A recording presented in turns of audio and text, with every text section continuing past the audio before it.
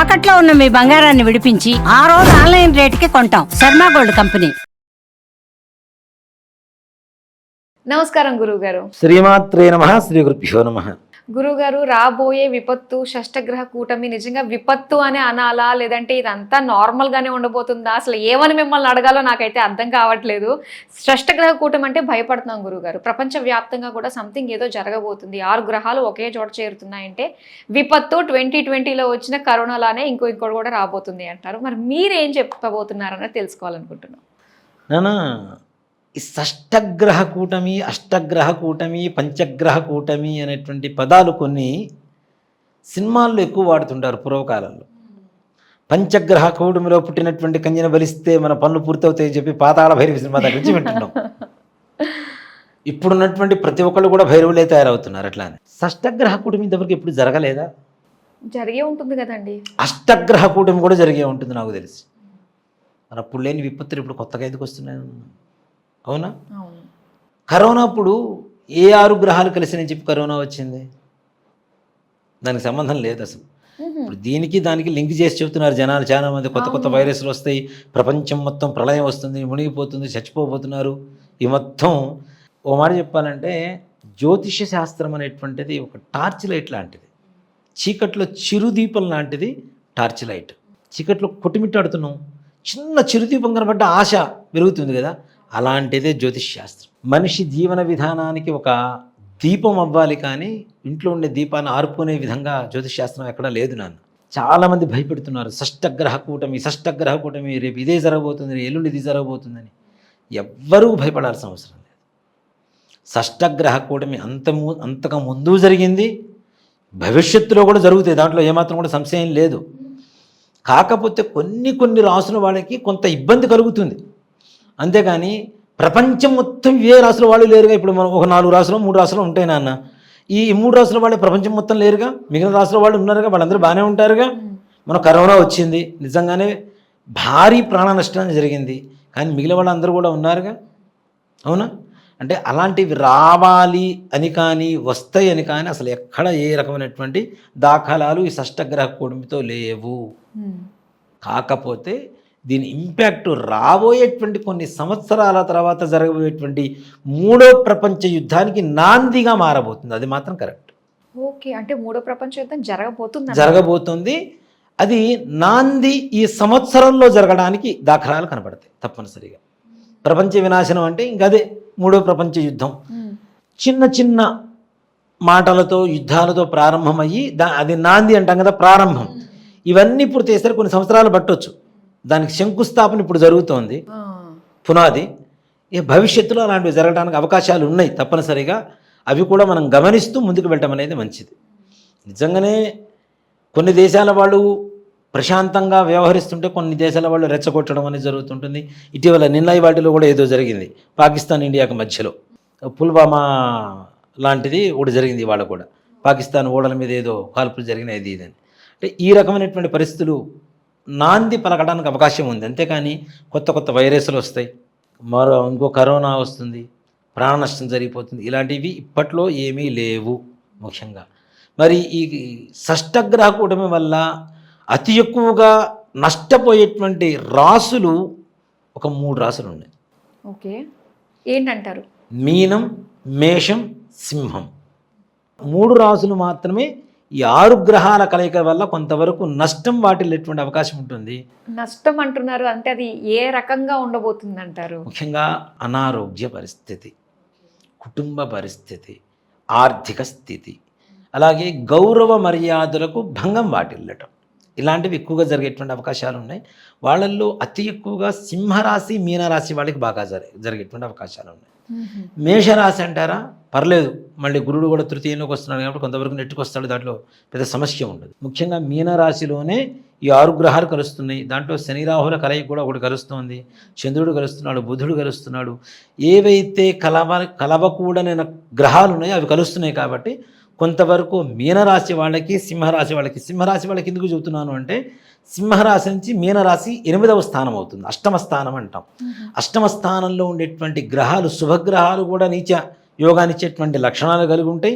అందులో నీచగ్రహాలతో ఉచ్చగ్రహాలు కలిగినా కూడా అవి కూడాను నీచగ్రహాలు ఇవ్వగలిగినటువంటి స్వభావాన్ని ఇవ్వగలుగుతాయి. కాబట్టి ముఖ్యంగా అష్టమ స్థానం అనేటువంటిది అరిష్ట స్థానం అంటాం. కాబట్టి తప్పనిసరిగా సింహరాశి వాళ్ళకి ఒకంత ప్రమాదకరంగా ఉండేటువంటి పరిస్థితులు మాత్రం కనబడుతూ ఉన్నాయి.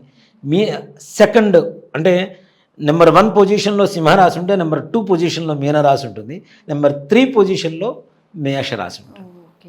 అయితే ఈ ప్రభావం ఎంతకాలం ఉంటుంది అంటారు వీళ్ళపైన? నాన్న షష్టగ్రహ కూటమి ఉండేదే 2 రోజులు నాన్న, 29వ తారీఖు 30వ తారీఖు. ఓకే. చంద్రుడు పక్కకి వెళ్ళిపోతే 5 గ్రహాలే ఉంటాయి అక్కడ. కొన్ని రోజుల తర్వాత మళ్ళీ బుధుడు వెళ్ళిపోతాడు, మళ్ళీ 4 గ్రహాలే ఉంటాయి. దాని తర్వాత ఇంకో గ్రహం వెళ్ళిపోతుంది, 3 గ్రహాలే ఉంటాయి. ఇంచుమించు రోజులు తేడాతోటే ఎవరు వాళ్ళు వాళ్ళ ప్లేస్లకు వెళ్ళిపోతారు. రాహువు కూడా ఏప్రిల్లో మారుతున్నాడు, మళ్ళీ కుంభంలోకి వస్తున్నాడు, అక్కడ ఒక గ్రహం వెళ్ళిపోతుంది. ఇంకేమున్నాయి? శని ఒక్కడు ఉంటాడు అక్కడ ఉండేది కదా. శని ఏళ్ళనాటి శని అందరికీ అలవాటైనటువంటి పరిస్థితి, అందరికీ తెలిసినటువంటి పరిస్థితి. ప్రతి 22.5 సంవత్సరాలకు ఒక్కసారి ప్రతి రాశికి ఏళ్ళనాటి శని వస్తుంది. దాంట్లో ఏమాత్రం కూడా సంశయం లేదు. మొదటిసారి మనం చిన్నతనంలో ఉంటే తెలియదు, రెండవసారి వచ్చినప్పుడు కొంచెం కష్టాలు అనుభవిస్తాం, మూడోసారి పర్లేదనిపిస్తుంది, 4వసారి మనిషి ఉంటాడా లేదా అనేది గ్యారంటీ లేదు. అంటే మనిషికి ఒక 4 సార్లు వస్తుంది అంటారు, 5 సార్లు 6 సార్లు కూడా రావచ్చు. అంటే 100 సంవత్సరాల ఆయుష్లో 5 సార్లు వస్తుంది. 120 సంవత్సరాలు బ్రతికితే సంపూర్ణ ఆయుష్ 120 సంవత్సరాలు నాన్న. మనకి కలియుగంలో 100 సంవత్సరాలని ఎవరు అంటారు కానీ 100 ఏళ్ళైనా ఆరోగ్యంతో బ్రతకమని. అసలు బ్రతకాల్సింది 120 సంవత్సరాలు. రవి 6 సంవత్సరాలు, చంద్రుడు 10 సంవత్సరాలు, కుజుడు 7 సంవత్సరాలు, బుధుడు 17 సంవత్సరాలు, గురుడు 16 సంవత్సరాలు, శుక్రుడు 20 సంవత్సరాలు, శని 19 సంవత్సరాలు, రాహు 18 సంవత్సరాలు, కేతు 7 సంవత్సరాలు మహర్దశలు ఉంటాయి. ఇవి మొత్తం కలుపుకుంటే 120 years. ఓకే. అంటే వీటిని బట్టి మన ఆయుష్ కూడా లెక్కేసి ఉంటారంటారా? 120 సంవత్సరాలు. షష్ఠి పూర్తి ఎన్ని ఏళ్ళకి చేస్తాం మనం? 60 ఏళ్ళకి. మరి 120లో సగం ఎంత? 60 కదా, అర్ధాయుష్. ఓకే. అక్కడ మృత్యువుని శాంతింపజేసేటువంటి విధానమే షష్ఠి పూర్తి. షష్ఠి పూర్తి అంటే దండలు వేసుకోవడం, కేకులు కట్ చేసుకోవడం, కూల్ డ్రింకులు 1-2 స్టార్లు వేసుకొని తాగడం, ఇది కాదు. షష్ఠి పూర్తి అంటే ఉగ్రరథ శాంతి అని చెప్పి పిలుస్తారు దాని సంస్కృతంలో. మృత్యువు 60 ఏళ్లకి అర్ధాయుష్ రాగానే మనం కబలించడానికి ఉగ్రరథమైనటువంటి రథాన్ని ఎక్కొస్తాడట. ఆ రథాన్ని మీద వస్తున్నటువంటి మృత్యువుని శాంతింపజేయటమే షష్ఠి పూర్తి పరమార్థం. 70 సంవత్సరాలకి భీమరథ శాంతి చేస్తాం, 84 సంవత్సరాలకి సహస్రచంద్ర దర్శనం చెప్పి చేస్తాం. అంటే 60 ఏళ్ళకి ఉగ్రరథం ఎక్కువచ్చాడు, 70 ఏళ్ళకి భీమరథం ఎక్కువస్తాడు, 84 ఏళ్ళకి ఒక మనిషి జీవితంలో లెక్క వేసుకుంటే 84 × 12 1000 పౌర్ణాలు వెళ్ళిపోతాయి. సహస్రచంద్ర దర్శనం చేస్తారు. అది చేస్తే అంటే ఇక్కడ షష్ఠి పూర్తి చేస్తే 10 ఏళ్ళ ఆయుష్ పెరుగుతుంది, 70 ఏళ్ళు భీమరథ శాంతి చేయించుకుంటున్నాడు. అది చేస్తే 14 ఏళ్ళ ఆయుష్ పెరుగుతుంది, సహస్రచంద్ర దర్శనం చేసుకుంటున్నాడు. అది చేసుకుంటే 36 ఏళ్ళ ఆయుష్ పెరుగుతుంది, టోటల్గా 120 years బతుకుతాడు మనిషి. ఇది మన కాలచక్రం మొత్తం. సో 120 సంవత్సరాలు బ్రతకాలి ఒక మనిషి అనేటువంటి వాడు కలియుగంలో. కాబట్టి ఈ గ్రహాలు వస్తూ ఉంటాయి, పోతూ ఉంటాయి, కష్టాలు సుఖాలు అన్నీ వస్తూ ఉంటాయి. వాటిని ఒక్కడే నన్ను భగవంతుడిని కోరుకోవాల్సింది ఏంటంటే నాకు కష్టాలు రావద్దు అని కోరుకోవద్దు, వచ్చిన కష్టంలోంచి బయటపడే మార్గాన్ని చూపించమని కోరుకోవాలి. ఇప్పుడు మా ఇంట్లో కత్తి నేను కోసుకుంటే రక్తం రాకూడదంటే ఎట్లా?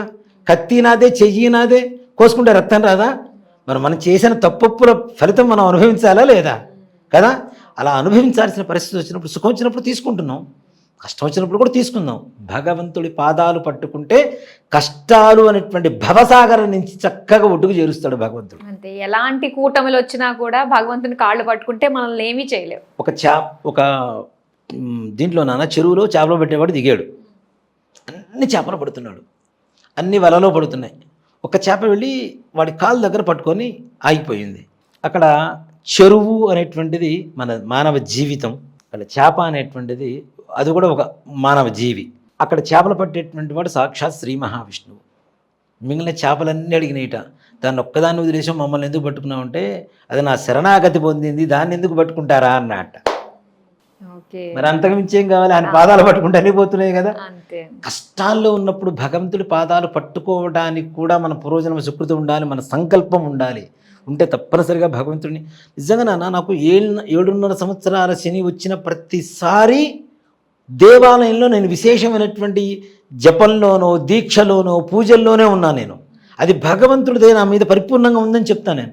అప్పుడు నాకు ఈ మిగిలిన వాటితో పని లేదు, దేవుడికి పూజ చేసుకుంటున్నానా, నా సంసారం గడుస్తుందా, చాలు హ్యాపీగా ఉన్నా.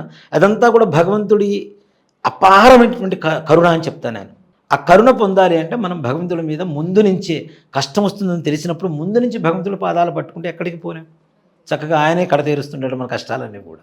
చాలా బాగా చెప్పారు గురుగారు. నిజంగా ఈ టాపిక్ విన్న వాళ్ళు ఎవరికన్నా కూడా ఒక రిలీఫ్ అనిపిస్తుంది. ఇంత చక్కగా మాకు తెలియజేసినందుకు ధన్యవాదాలు. శ్రీమాత్రే నమః. శ్రీ గురుభ్యో నమః.